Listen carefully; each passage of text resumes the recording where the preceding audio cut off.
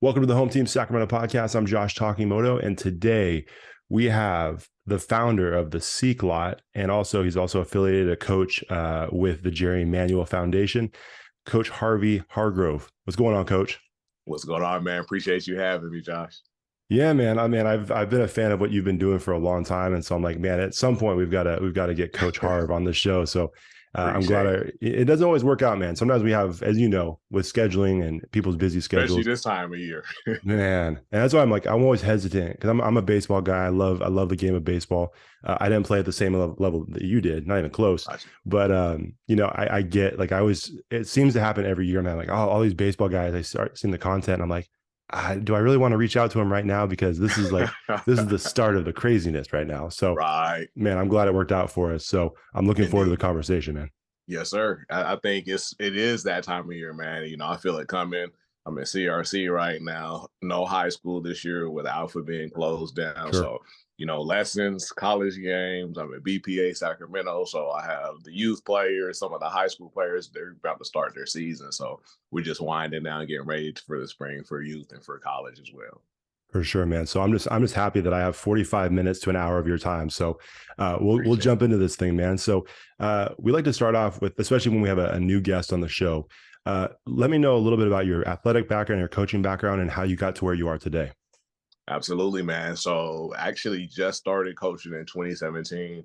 Interesting story there. After I finished playing in 2002, I just kind of walked away from the game, man. Didn't really want to be a part of it. I mean, I know from talking to different coaches, knowing the road that's traveled a lot of times, especially for a minor league baseball player like myself, playing 4 years in the minor leagues and 2 years independently. I always say at times those last 2 years, I played, but I wasn't really there. My mind wasn't there.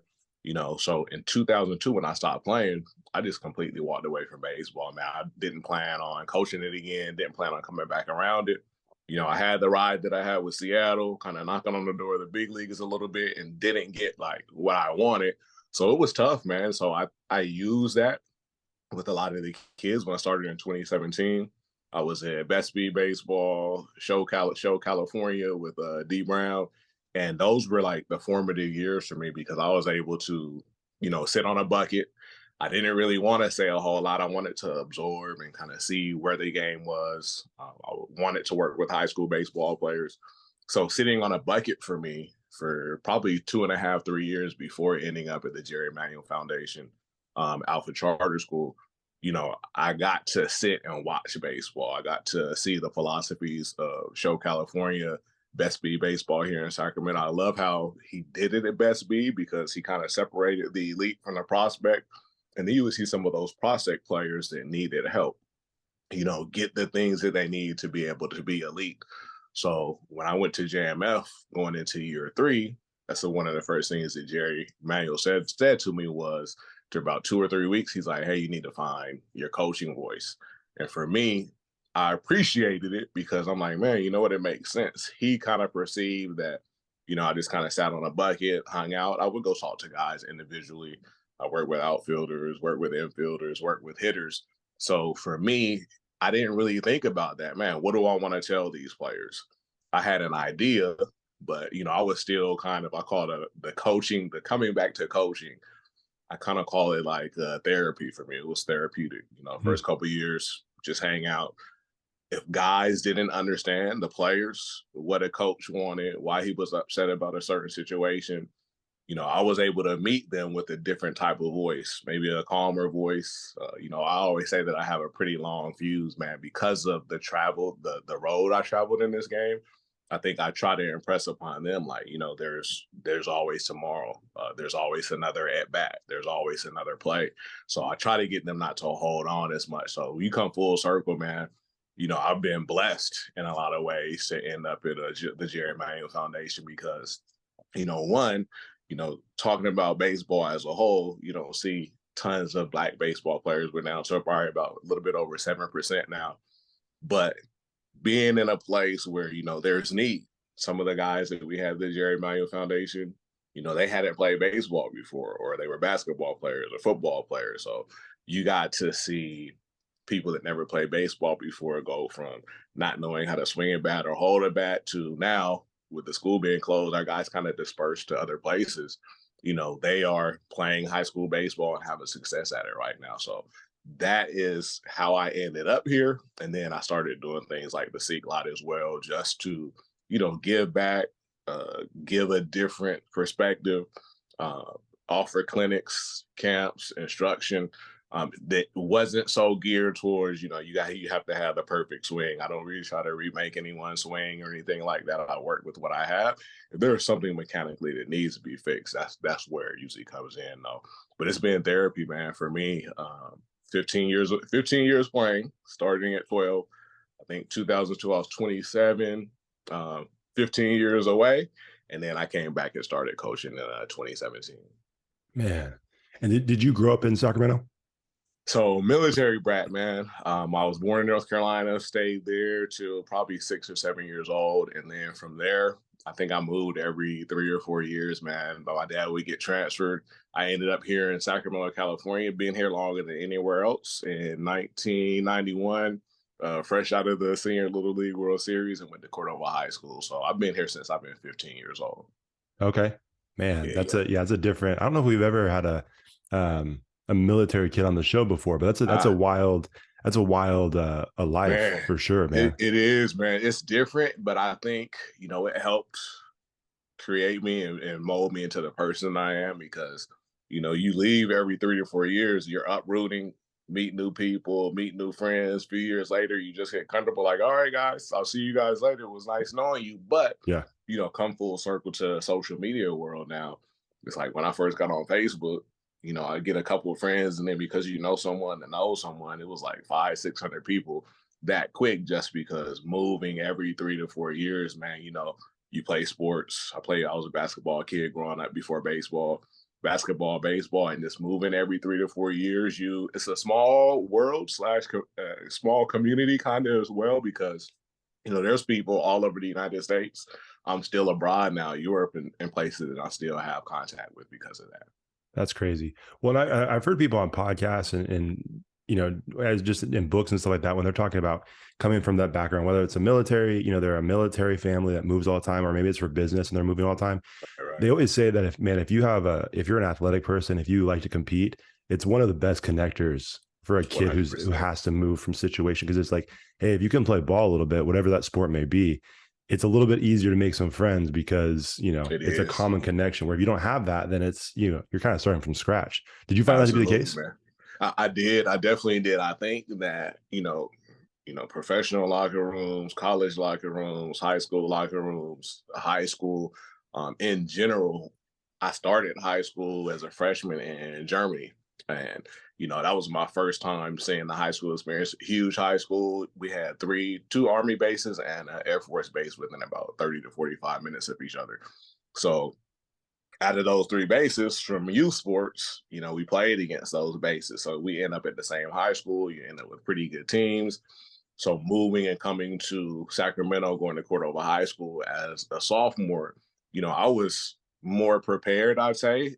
Sure. If I would have lived in North Carolina till 15 and then moved to Sacramento, it probably would have been a lot different had I not, spent time in North Carolina, South Carolina, Germany for 4 years before coming to Sacramento. So it definitely kind of helped prepare and mold me for what the life of sports is, all the travel, uprooting, living out of a suitcase at times. So you Yeah. get used to it.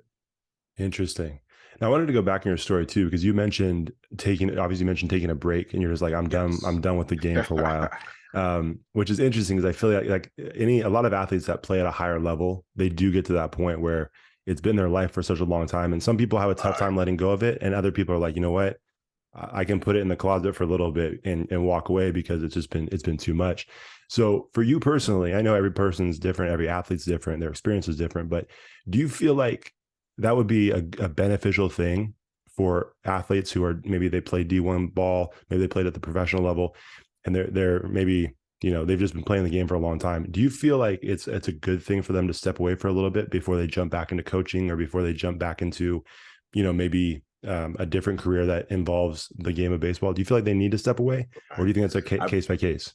Yeah, I'd probably say case by case, man, because there's guys that go right into it that are ready, and there's Yeah. guys that go right into it that aren't ready. And I think it comes down to the individual. And to your point about moving every few years from playing, being in the military, I think is one of those things where, for me personally, I needed to take a break Sure. because, you played it for so long from 15 to 26, 27. I thought about playing again, but it was decision time for me. It was like, all right, do go play independently for another year? Hope that the team picks you up. My fiance wife now was about to graduate from Sac State. I'm like, man, do I, she's about to get her degree and get a job. Do I make her go to Canada or Taipei, where I was going to go to play for one more year? Hmm. So I think it just, in my case, I needed a break because it was 15 years of baseball. It was, a little bit unfulfilled in a sense for me personally. So where I kind of had a bad taste in my mouth for it. Sure. And I don't think that I would have been a good coach for the kids at that time because I felt like there were still things left on the table. I feel like I still could have played looking back, but it's something where I just closed the door and did the 9 to 5 thing. And, I had success in the 9 to 5 thing as well. But I think to your point of going right away, some people I believe need to go right into coaching. It depends on if it was high school or collegiate level. Some guys get told, a good friend of mine, Alex Smith, got told, you're going to be a great coach one day in high school. And how do you really receive that? Well, I want to play professionally. I want to play collegiately. But Yeah. you have a coach telling you, no, you're going to be a great coach. And I think it depends on the person and what they're willing to accept. Yeah. At my point where I was, I just couldn't be on a baseball field. It hurt a little bit. I thought about what could have been, and I don't think it would have been beneficial for players. So I think depending on the individual, if they feel like they're ready to give back, then they should. If they feel like they need to take a break, they probably should take a break. Yeah. Well, I feel like, baseball is just a little bit different than other sports when it comes to that pursuit of the dream, because I feel like 100%. the game almost allows you to keep it going, not for as long as you want, but it allows you to probably keep it going longer than maybe some other sports. And that's just got to Mhm. be, man, such a brutal road. If you're like, you're dead set on making it to a certain level. And if you can't Right. quite reach it, we know some guys just don't have the opportunity because of the way, the farm systems are set up, and you're just blocked Absolutely. by a future Hall of Famer. And it's like, Right. I mean, that's just got to be brutal. You're just looking up like, there's nothing I can do. You know what I Yeah, mean? man. So that's tough. I mean, I just can't even imagine what that does to your mindset as an athlete. It does a lot, man. So in my situation, I mean, let's look at it. Edgar Martinez, Ichiro, King Griffey Jr., A Rod, That's and Randy tough. Johnson, even though I didn't pitch. So, in theory, as a center fielder and middle infielder, I was stuck behind Griffey. I was stuck behind A Rod, Brett Boone having the best years of his career. Right. So, Seattle had me on a plan. All right. First year, man, you hit all those home runs at Sac State. We want you to hit home runs the second year. So I led the team in home runs, but I hit 240. They're like, all right, we want you to raise the average.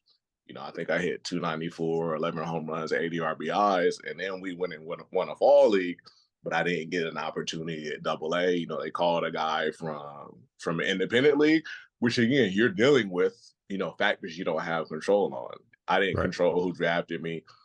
I didn't control who was a manager, Lou Piniella at that time. Right. All he wanted was veteran ball players. You know what I Right. mean? A Rod was A Rod, so he was on the team. But you look at that roster, it's all veteran baseball players. So, time, situation, circumstance all play a part of that.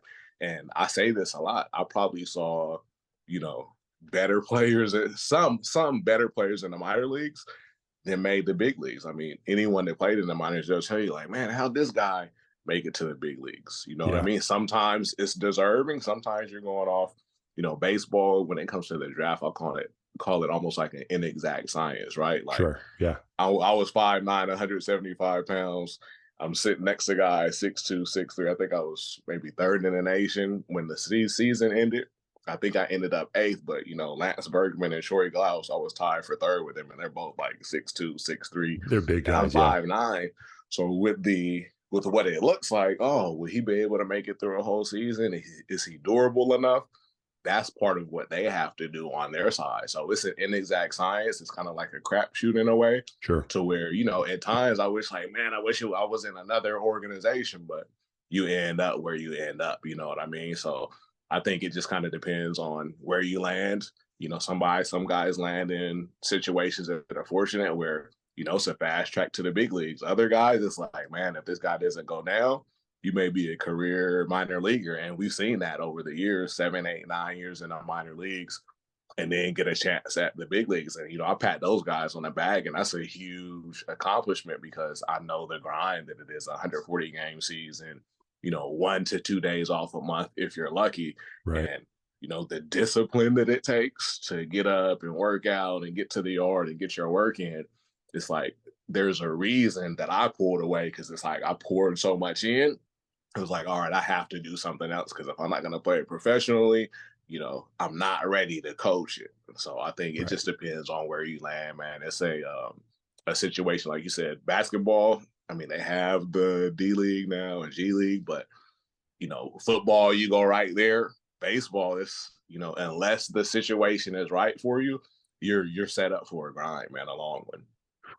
It's funny. I didn't even put 2 and 2 together when you mentioned, your time with the Mariners and the years and all that stuff. So you were in the system when they won 116. Yeah, man. That's tough. Yeah, that's tough. Exactly.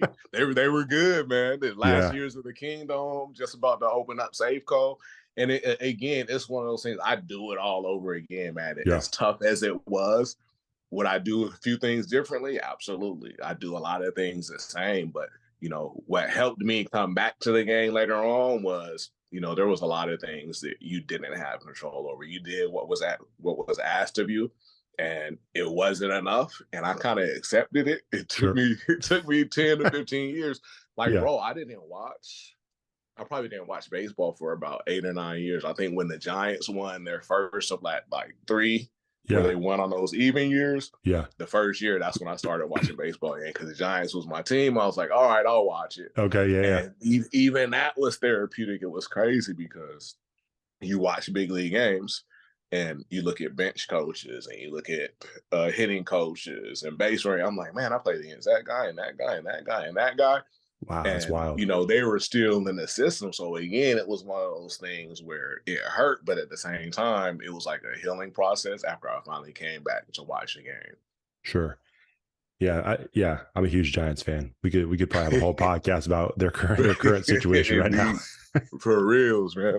Man, could be a long season, but you never know. It could never know, man. The way this game works, you never know. You never know. Well, especially with all these wild changes that are going on in the game too. The more I hear about these changes too, as far as the pitch clock, for how it affects a hitter and a pitcher, it's gonna be interesting. But that stuff, I mean, how long does it take for those types of changes to come down to your guys' level, like at the high school level? I mean, you guys don't really implement that stuff, do you? Yeah, not yet. There's some of that stuff is hitting the college level this year. Sure. We actually do have a pitch clock for junior college baseball at CRC this year. Oh, really? And we've had, balls called on those as well. So it is a thing where if they don't have it, we don't have the pitch clock up yet. It's supposed to be. So right now it's more internal. So if you don't, you toe the rubber and you don't have a clock in your head, which most pitchers, let's just say it, they're not used to. They're used to their own routine. Right. Some guys take a long time to deliver. Some guys are a little bit quicker. So those are all adjustments. I don't know if they're going to hit high school, but they're definitely hitting college already. Man, I didn't realize it was at the JC level already. That's crazy. Yeah, man. Yeah, no, it's just a wild part of the game, and things are constantly changing. But, I imagine that because of what you're doing now and being a mentor for young athletes, and like we had discussed before, young Black athletes, a lot of times, that's got, like, when you're looking at the games and you see guys that you played ball with, like you said, that maybe they're assistant coaches or bench coaches and all this stuff. Like you said, that's part of the healing process. I imagine part of the healing process too is like, man, that's awesome. There's part of me that would love to be doing that. But at the same time, like, how can you replace what you're doing now, mentoring young athletes and helping them understand the game at a deeper level and using all the knowledge you have to help them become better players and better people? So I imagine that has got to be a big part of that healing process too.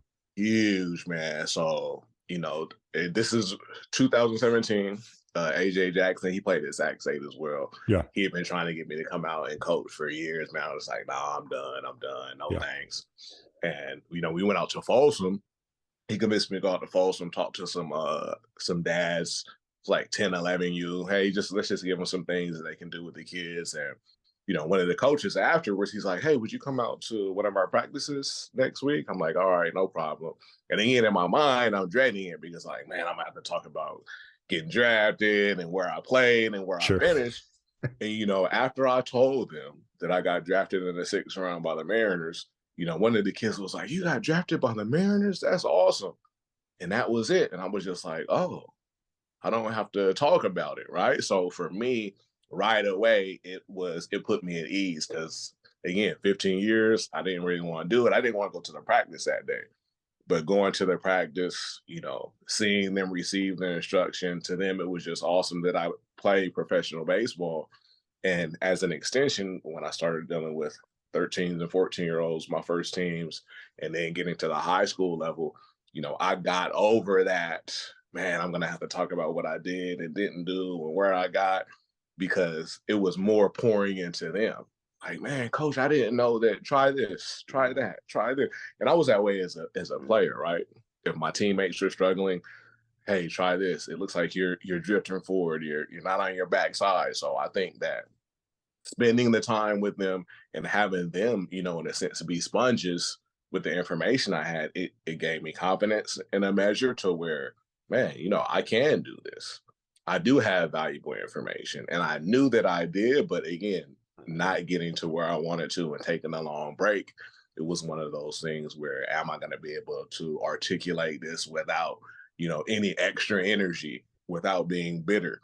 So that has been my mission to, and it's not a knock on a coach that is a little bit more boisterous and is a little bit more vocal. It's like, I get loud. If you play with me for more than a season or two, Yeah. know that I can elevate the tone, but it's rare, man. And it's Sure. usually because, hey, you guys know what's expected. It happened at Alpha last year. Like, we had a great run as a Division 17, winning D6 section and taking, we probably should have won state, but we took third, D3 for states. And it's like, to get to that point, it's like nobody really knows what we had to go through. Like, we had internal problems.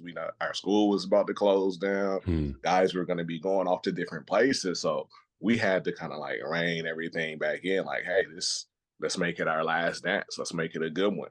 So coming together in a small school, we had a small basketball team. A couple of guys on the baseball team had to play baseball. So when you got in that situation with them having to also play basketball, they come back to the team. A couple of those guys are starters. They get time. Guys that have been there for a while, how come I'm not playing? Still being a family, still being one unit, still being on the same page, always played a part. But that was like the culmination of me when you're talking about the mentoring part, to have Jerry tell me, like, hey, you know what? You need to find your coaching voice. What are you going to tell them? How are you going to tell it to them? So I think that also gave me a boost of confidence and just the way things work, right? I went to Cordova High School. When I think it was 2009, I was inducted. 2006 or 2009. I always get Sac State and Cordova mixed up. But Jerry was there. And I remember I was like, oh, that's Jerry Manuel. He didn't really know because I'm just who I am, but he's someone that I got compared to when I first got to Cordova with Guy Anderson. He's like, man, this kid reminds me of Jerry. Yeah. And I was like, man, Jerry Manuel, that's crazy.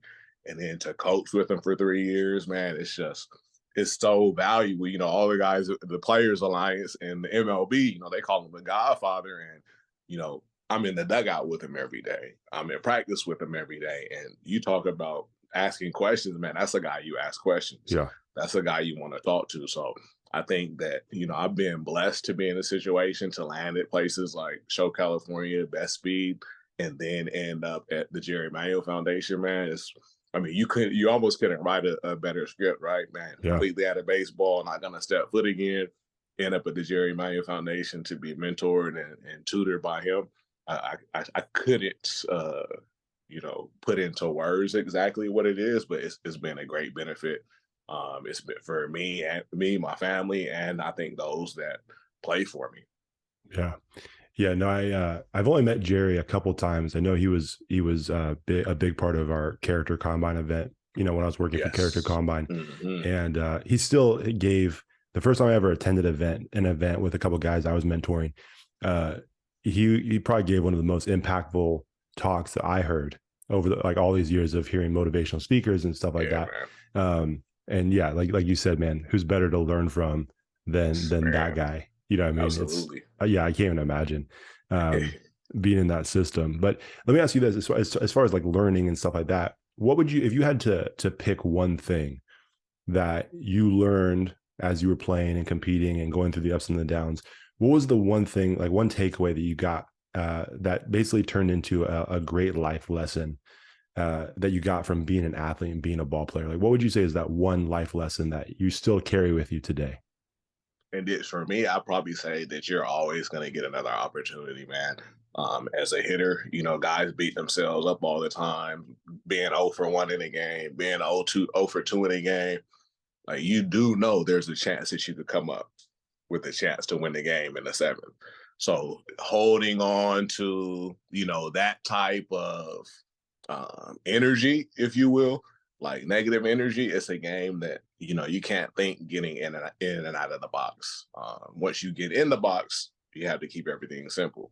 Once you get out of the box, you're allowed to think, you're allowed to process, and then get back in and keep it simple. So it's similar to life for me. So where you're always going to get another AB, you're always going to get another opportunity, you're always going to get a chance to make another play. Even if it's not tomorrow, you're going to get another opportunity if you're on a team. And, you have to take advantage of that opportunity. My first, I think, 16 games at Sac State, I didn't touch the field, but I understood there was a senior ahead of me as a freshman that is also swinging the bat well. Game 17, I got an opportunity. I could have pressed. I could have been like, man, I got to get 4 hits today. I did, because I didn't press. I was 4 for 4, triple short of Nice. the cycle. And it was one of those things where, all right, I realized this is my chance. I don't want to come out of the lineup again. And I try to tell that to my guys, because look, you may go to JC, you may go to a 4-year, you may get drafted, and you may not play right away, and it's okay. I sat for 16 games. I ended up in the Hall of Fame at Sac State. I got the home run record. I could have left after not playing the first 16 games. Man, screw that. I'm out of here. But I think that, our minds do that to us sometimes. Like, man, I suck. No, you don't. I see you hit every day. But you will start thinking that if you keep telling yourself that. So I think Yeah. that, I always try to get them to, have positive talk and just keep reminding them, hey, it's okay. Guess what? 9 hitters from now, you get to go up there again. That's good. Wait, so you just dropped that very casually. So do you have the home run record still at Sac State? I do, man. I think career and single season still. Is anybody 35 close? career and 26. I think 18's been the closest. Maybe Okay. 21. 18 or 21. That's pretty impressive. I like I said, man, you just dropped that very casually and just kept walking. I'm like, all right. And I think that, because it does matter, but at the same time, man, it's like, I put in work to get to that point. Right. There was work that took place, getting up at 6 a.m., going to weights where, everyone didn't make weight training at 6 a.m. Right. Like, Right. for me, I had to. I think I probably played at 185 that year. My whole career, I played at 175, so stronger. Even though I wasn't that the program guy might have said 6 foot 185, but I was Yeah. 5'9", 170, man.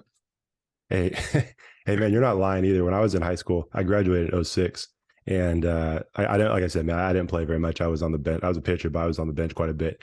But the Okay. first time when Max Preps really started getting big, we'd always check it out. And I'm like, Yeah. oh, dang, coach, I didn't realize I was 6'3", 195. Right. He gave me 3 inches, and Right. then he gave me like 20 pounds. I'm like, all right. And then you just look across the lineup. It's like, oh, we just have these monsters. So that was the first time I learned, Absolutely. okay, I understand how the game works now. Oh, it was hilarious, man. Scouts would come like 6 foot, huh? Yeah. Not even close, man. Not even close. Man, I love that. It's a fun part of the game for me now. Absolutely. Hey man, who is your favorite player growing up? And then who is your current favorite player in the league right now? Man, favorite player growing up is tough, man. Like a lot of kids, I grew up watching the Cubs, grew up watching the Braves. So the Braves ended up being my favorite team. And it's Okay. like, it's hard to pick. one Yeah. player, to be honest. So I always go to the old player who I really didn't even see play was Hank Aaron, just There you go. because, you know, playing for the franchise that I enjoy watching play, and the way that he went about it. He was real humble. You didn't really hear a whole lot from him even after he played. So that's probably like a old school player who I didn't get to see play a whole lot that I really enjoy watching play. And the center fielder on that team, the young one, Andrew Jones, was probably one of my favorite players, like in Oh, baseball. Just the way he yeah. swung the bat, he played a great center field. He was a stud in the World Series even as a kid. Andrew Jones is probably on that list as well as one that I did see play. And currently, it's tough, man. I'm like this with baseball. Is even though I'm a Giants fan, I get excited when they're playing against other teams. So I'm more of a baseball guy. There's a lot of guys Gotcha. I like to watch play, man. I love to see Mookie play. I Yep. like to see what Bryce Harper has done, the adjustments he's made over the seasons. He's a lot quieter. Trout, of course. Yep. Acuna with the Braves right now, man. Yeah. It's tough for me to hone down on one player. I like the way a lot of guys play the game. And, there's a lot of up and coming guys right now too that I enjoy watching play. And it's just tough now because I'm coaching so much. I don't get to watch baseball as much. So Sure. I catch a lot of baseball tonight, Sports Center, recaps of games. So currently, I probably say that list is probably too long to nail down to one.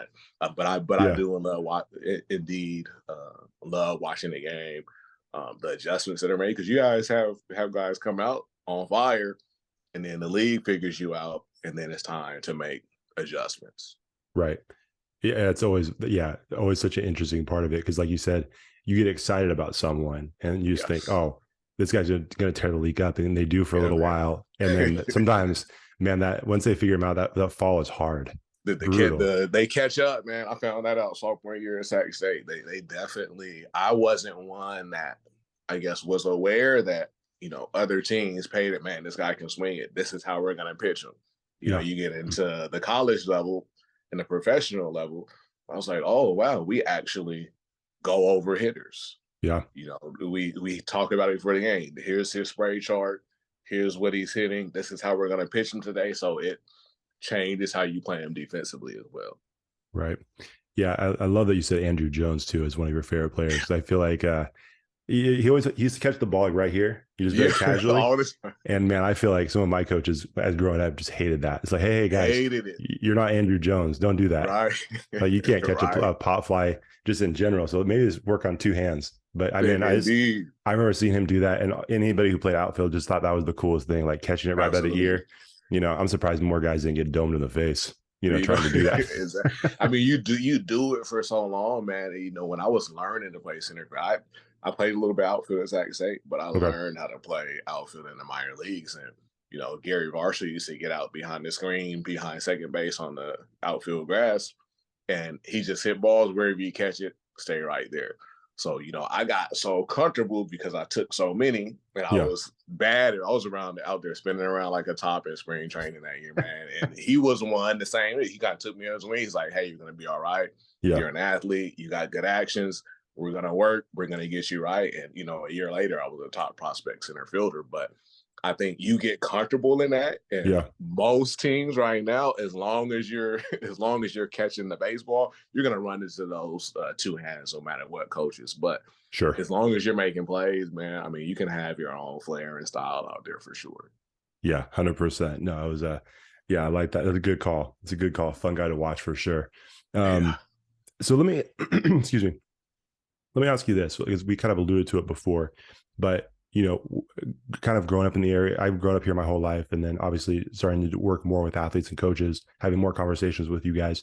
And once I learned about, Jerry Manuel Foundation, I know that one of the coolest parts about what you guys do is you guys are bringing more awareness to the game of baseball amongst the Black community and the Black athletes in that community. And so I guess number one is kind of like a big question, like how important is that to you to see the game in that community develop and become more popular? And then where do you feel like it's currently? I know you mentioned 7% right now, but like, where do you feel like it is currently, like as far as the health of the game in that community? I think it's very healthy, man. You look at the MLB, they got the Players Alliance now. They join together. They want to make sure things are taken care of for their black athletes. Because again, the sexier sports are football and basketball still for Yeah. most young black athletes. So we try to get some of those athletes too. We want the athletes that play basketball and football. Most organizations will tell you, even though you'll be missing those players for a little while, that we want you to play multiple sports as well. I played basketball and baseball up until the end of my sophomore year, where I focus more on baseball.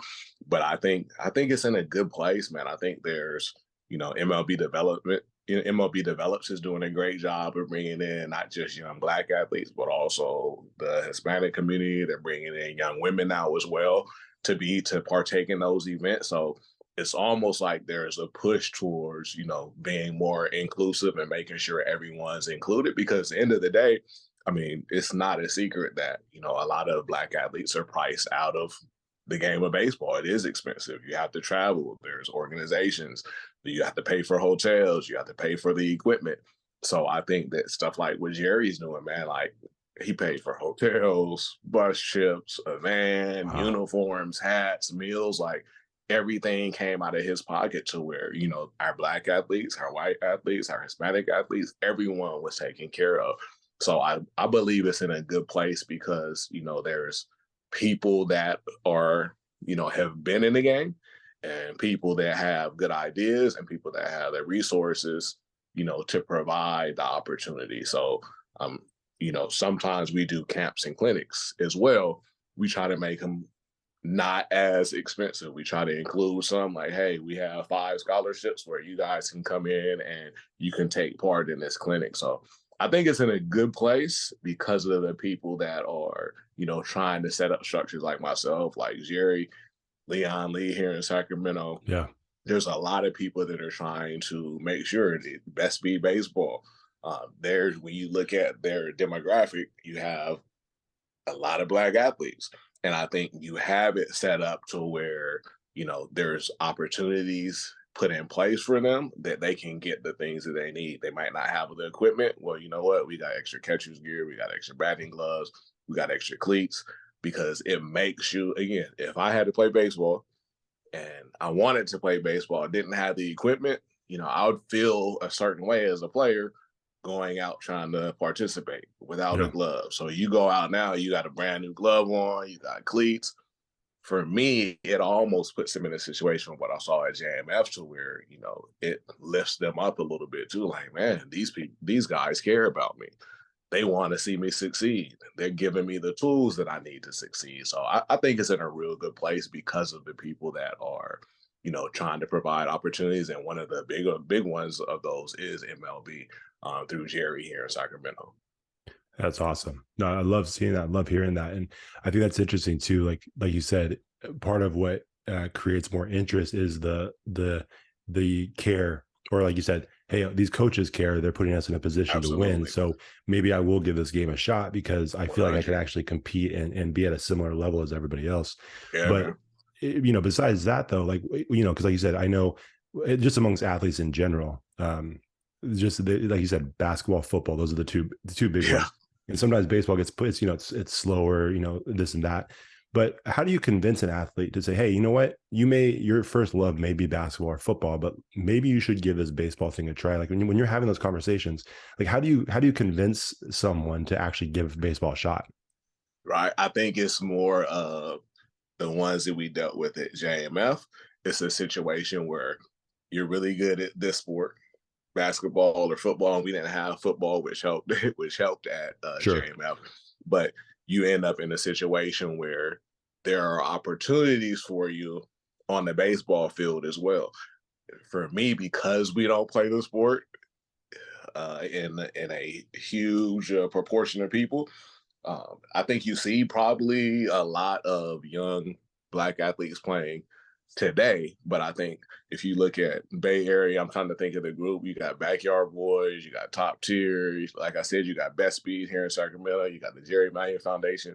I think that them seeing other black athletes flock to the sport, it being covered on MLB, It being covered for MLB develops, they see the opportunities. Like they have AAU until, it comes out of the ears. They have the 7-on-7 football stuff. They have the DB camps and the wide receiver camps. When it comes to baseball, it's, if it's provided for them, if the avenue is there, I think it's a little bit easier because you can tell them, hey, you should play baseball. Who should I play for? Oh, there's an organization here, this corner, that corner, that corner. They don't know where to go. They may not see someone that they trust there. To say it plainly, they may not see many Black athletes there. I was one of two on my team at Sac State for 3 years. So it's something that you get used to. So for me, it was a drive to succeed in the sport. So what I saw at JMF was, a guy struggling. Hey, let's work on your swing. What do you feel? What do you see? I think that mentoring aspect is huge. We had JJ Sherrill play 16 years professionally. I played professionally. Jerry played professionally. We had Josh Johnson, who was our pitching coach there. He played D1. Isaac Johnson was drafted. He played with the Phillies. So you had people in place here where they played the game at a high level. Like, wait, you play professionally? So they see that it's possible and it's attainable. And again, for me, when you look at my size, a lot of these kids are bigger than me. Wait, you play professionally? Yeah. So there's an opportunity. So I think it's more, having those combos with and seeing what they want. A lot of them are playing basketball because it's what they always did. It's what I did at 12 years old in Germany. If a coach didn't say to me, hey, you're a pretty good athlete.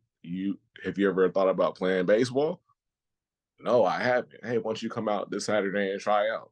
So I came out and tried out. And I wasn't great at first, but I also had some success, man. I think I went out and had the fastest time around the bases in basketball shoes. So I was like, man, I felt like I belonged, right? So when you see that you're an athlete, your times are good. We're into the science and the numbers a lot right now in the game of baseball. So when you go to run the 60 and everyone else is like 7.0, 6.9, and you get out there and you run a 6.6, like someone's gonna notice that.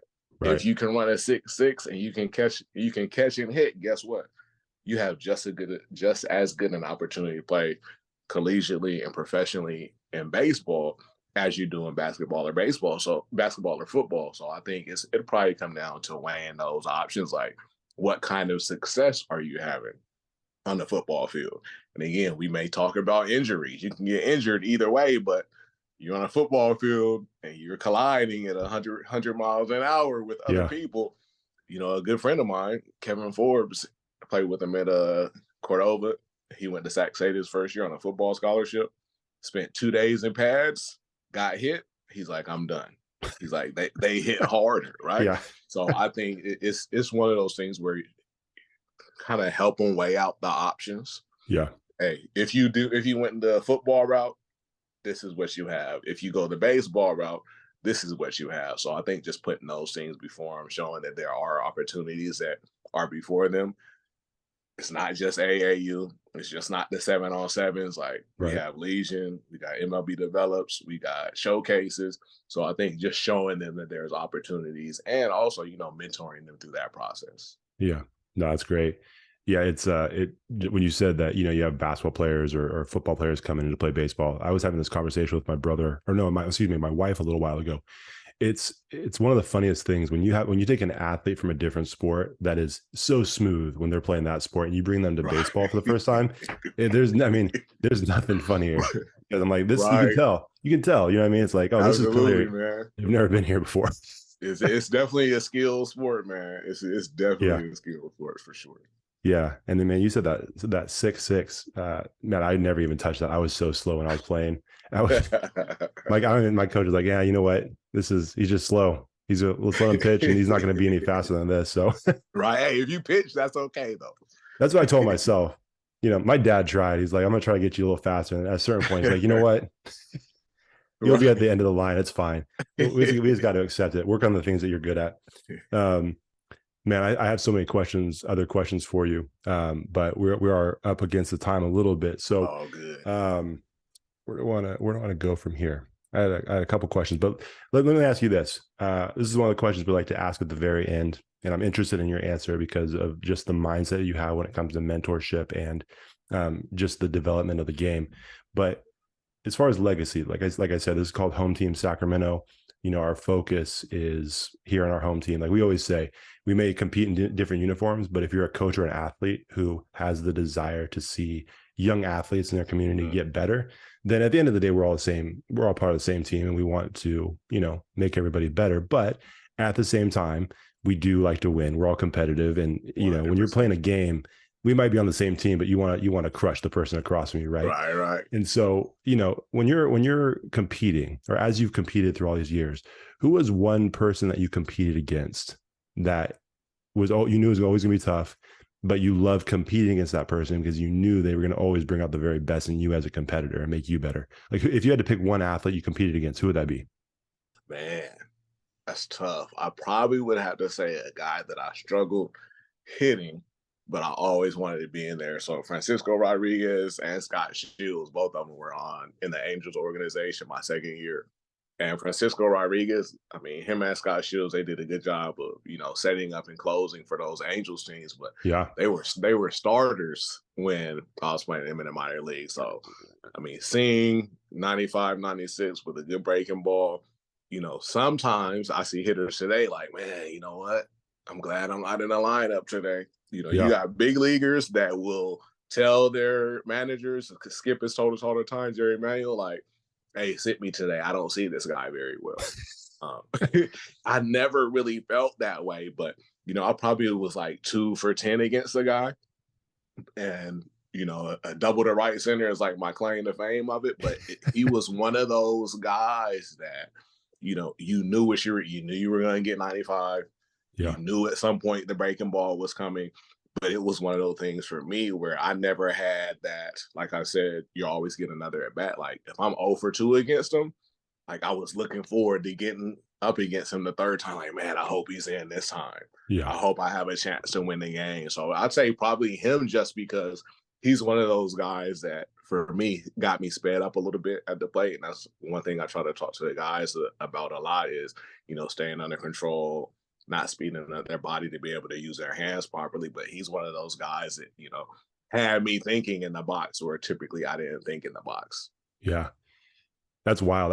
Yeah, that's crazy that you had the opportunity to pitch or hit against those guys because, yeah, I remember, Francisco Rodriguez, man, Man, it was just nasty. Jeez, man.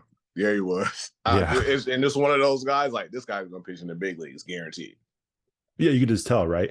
Yeah. Yeah, there's just something different. Well, sorry, I know I was going to wrap this thing up, but it's all good. What is it? So you've obviously you've been around the game for a long time. You're obviously dealing with high schoolers now, and you deal with them all the time in different personalities and different skill levels.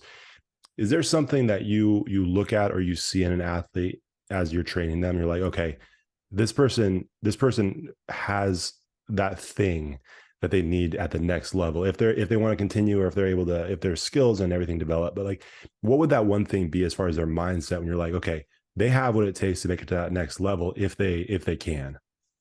Right. I think it's they want to work, man. I've seen like great athletes, you know, kind of half-ass it, not really put in the work. And then you have guys that are sometimes subpar players. They're out there every single day. They're always at early work. They're always at, in the cage during lunchtime at JMF. And those are the guys that I've seen over the years that excel because they're always doing something. Like we always say, baseball is an everyday sport. It is, like, even at the professional level, at the high school level, at college, if you're not playing during this time of year in spring, you're practicing. Like, how are you going about your work? And you can see that too. It's in the work ethic. Like, man, this guy always wants to take extra ground balls. Hey, coach, could you hit me a few more? Absolutely. Those are the guys that I see because it's almost their self-starters. I don't have to get you going. All I have to say, hey, the cages will be open every day at lunch. You can, the fungal man will be out to take ground balls. The ones that consistently show up are the ones that have the success on the baseball field. Yeah, that's good. And it's simple. That's nothing groundbreaking. That's nothing where you need a bunch of you know, you don't need a bunch of money, you don't need this and that. It's like you just have to Right, have that right mindset and willingness to work hard. right. Like I love that. Anybody who's Absolutely. listening, that's a very simple but profound thing that you should, you know, 100%, take away man. for sure. All right, man. So last question that we like to ask. Uh, and oh, you know, I completely forgot to ask. Make sure you guys we'll make sure you put all your handles out there and stuff for social media. Absolutely. But man, I enjoyed the Seeklot sessions that you do with Anthony Manuel. Like those are just Appreciate always it. fun baseball conversations. So make sure you guys check that out. I should have wanted to Absolutely. touch on it a little bit more, but obviously No ran out of worries, time. man. No worries. Um, They'll be able to check it out. yeah, check it out. Yeah, you don't need me talking about it. Just go listen to the two guys talking about baseball and life. Um, okay, so last question, man. When you look at the totality of your life, when it's all said and done, as a ball player, as a coach, you know, a husband, every role that you fill in this world, at the end of the day, when you look back at your life, what do you want your legacy to be for the hometown here in Sacramento? Right. Just that I was here and available. I try to let, from parents to the players. I tell my guys all the time, I hit them up sometimes. Hey, how you swinging it? You seeing it good? Hit me up if you need me. Like it's rare, but there's times that we can meet up at Alpha in the Cages. Let's work through it. So I just wanted to be. I think if you ask some of my guys, they would tell you that, like, man, if I needed Coach Harv to come meet me in the cage, he's gonna find a way to come get to the cage to help me get the work that I got in. So because I was away for so long, man, it's like I always say, away for 15 years and I came back. There's times I feel like, man, I left these guys alone for 15 years. So I try to make myself available, if I'm able to be available to help mentor them and get them through what they need. Because at the end of the day, if I could have said, man, anytime I need my coach, I can just call him up and he'll try and figure out a way to see me or talk me through something. Like that's what I'd want it to be. Like, you need something, give me a call. You need me to come meet you, I'll come meet you. I always say, if I had a baseball team and we're playing in a championship game and you played for me and you send me an invitation to your wedding, like I'm gonna tell the team, like, hey guys, you guys gotta win this one without me. So and so is getting married. I gotta go to the wedding. Wow. Now, part of me would feel bad for not being at the game, but guess what? We still got 25, 30, 40 games left. I'll be back here for the rest of them. I'm going to try and make it to the wedding. So just that someone that was there for them, someone that they could call and talk to, whatever it was, baseball, life, anything in between. I love that. I love that. And I would say any players that you have that are potentially going to get married, you got to send them the schedule first. Send them the schedule. Like, hey Right. man, if you want me to attend this wedding, don't make my Right. life difficult. Don't schedule on these days. That would probably be a good idea. Absolutely, man. That's awesome, man. But I appreciate that though, man, because not every coach would have the heart to do that. And it's like, no, well, we gotta play. So man, I appreciate that about you. And For I sure, know that man. means the world to the athletes, because anytime we have a coach on here and they talk about a former coach that they had, it's never, oh man, I remember when they made this decision, or they decided to pull our pitcher in this Mm, inning, or they decided to call this play in the fourth quarter of, the championship game. It's right. always, hey, I remember when my family was going through a tough time and coach showed up, or I remember I broke That my leg. part. And it's always the stuff that's off the field where the coach has the biggest impact, and they just get to I do think it through a so. fun game that they love. So, For um, sure. man, I love that Yeah, you I said think that. that's important too, man, because when it comes to the game of baseball, and I say it, I probably love baseball more than everyone in the room, but I can also, because of the time away, I can cut it off. Like, hey, we had our games this weekend. We're not working out again until Tuesday. Now it's real life. I think that those real life aspects are important for the players, because I don't want them to think it's all about baseball. Some of them are done playing baseball after high school. Some aren't gonna play collegiately. Some will. Some will be done after college. There has to be something in life aside from the sport. Do what you can to be successful in it, but if you don't get your, desired results, I'm a model of that. I didn't get what I wanted. I played it at a high level. I had some good success in the game, but when it's all said and done, you have to be, okay with yourself with what you left on the field. And I was, to be honest, even though it was tough. Yeah, that's good. That's good. We'll end it right there. Um, Indeed. Man. so hey man, where can they follow you? Website. I know you have a lot of stuff on your Instagram, but what's your Instagram? Any place that you can put out there for people to find you, that'd be awesome. Absolutely. Seeklot on Instagram, Seeklot. I'm also on there. My personal one is Young Harvest 12. That's on Instagram. If you are on Facebook, I'm not on there tons, but it's Seek First. 2 words, Seek, and then First on Facebook.